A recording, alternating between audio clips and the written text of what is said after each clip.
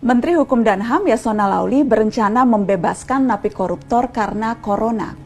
Alasan utamanya, lapas yang kelebihan kapasitas akan membuat penyebaran virus ini tidak terkendali dan jika satu tertular akan membahayakan semua. Menurut hitung-hitungan Yasona, minimal 30.000 napi akan bebas. Itu belum termasuk napi koruptor yang akan mendapatkan berkah pembebasan juga. Yasona bahkan akan merevisi PP untuk meloloskan 300-an napi koruptor yang usianya di atas 60 tahun dan telah menjalani 2/3 masa hukuman. Mari kita bedah. Oke, secara prinsip alasan ini bisa diterima, masuk akal, dan memang ini praktek yang juga sudah dilakukan di negara-negara lain dalam merespon pandemik ini. Ya, lapas kita kelebihan kapasitas luar biasa, tidak main-main, bahkan ada lapas yang over kapasitas sampai 700%. Secara umum, kapasitas lapas dan rutan di seluruh Indonesia itu sekitar 130.000 orang, sementara jumlah real penghuninya hampir 270.000 napi. Beberapa kali saya melihat langsung kondisi lapas kita, memang tidak manusiawi, orang bertumpuk seperti pindang, bahkan tidurnya pun harus bergantian. Assalamualaikum. Cobalah di sini ya. Iya, berapa orang ini Pak satu kamar Pak? 37 orang. Oh, Kamu ini berapa? Ada yang private ini. 2 orang di sini. 2 di sini semua. Di bawah sini semua ya Pak, gitu ya? Tetap aja udaranya di dalam panas kalau pakai kipas angin. Iya, apalagi karena banyak orang kan. Banyak orang ini. Panas. Kondisi ini jauh dari ideal dan alasan kesehatan mencegah penyebaran corona menjadi valid. Khusus apalagi untuk napi dengan tingkat resiko besar memiliki sakit bawaan dan usia lanjut. Demi alasan kemanusiaan, pembebasan mereka dengan syarat-syarat tertentu sangat bisa diterima. Tapi alasan ini menjadi mengada-ngada ketika kita bicara soal napi koruptor. Sel bagi napi koruptor berbeda dengan tahanan lain. Di lapas Sukamiskin misalnya, satu napi satu kamar, lengkap dengan fasilitas pula.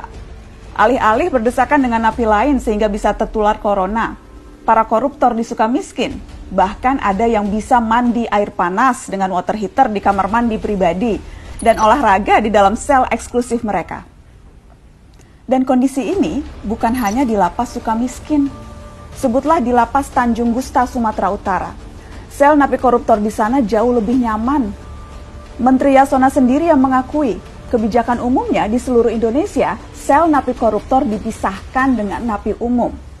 Jadi rata-rata mereka mendapatkan tempat tidur masing-masing dan juga ruangan sel yang masih memadai dibandingkan dengan napi lain. Assalamualaikum. Kita buka sepatu ya. Halo Bapak.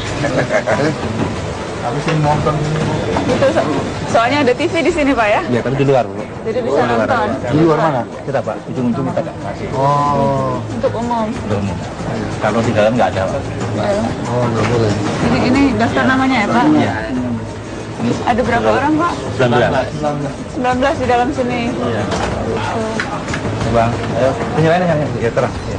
Paksa dibuat tingkat Paksa nih. dibuat ini, ya, karena tidak muat lagi.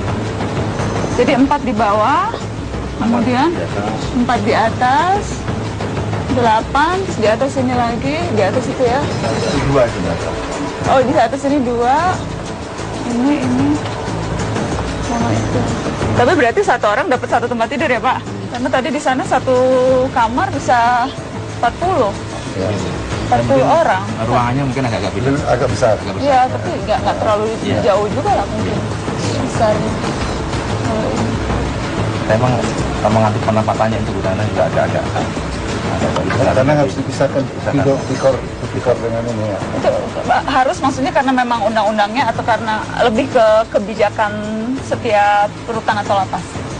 Dia pada umumnya kan tipikor dipisahkan sama dengan di Sukamiskin. Tapi itu Jadi memang kebijakan itu yang sejak dulu ya. kebijakan yang memang diambil. Itu dari segi fasilitas. Sekarang mari melihat angka.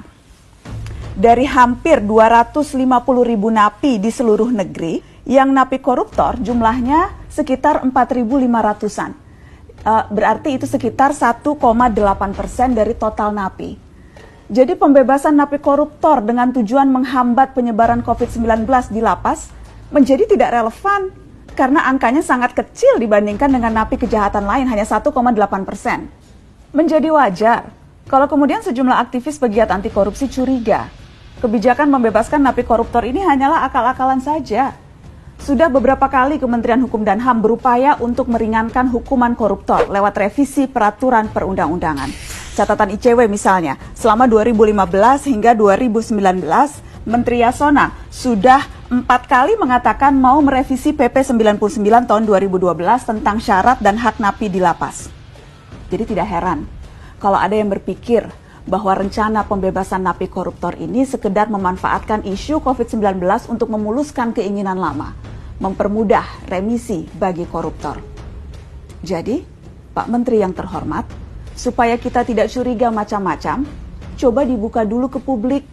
Narapidana kasus korupsi apa dan di mana yang menempati sel berdesak-desakan seperti napi umum pencuri ayam yang bahkan harus tidurnya bergantian. Oh ya sekalian, kalau memang mau cek lapas koruptor, titik cek lagi sel Papa Setia Novanto dan kawan-kawannya di Sukamiskin. Lagi di sel nonton Netflix atau lagi pelesiran makan di warung Padang ya?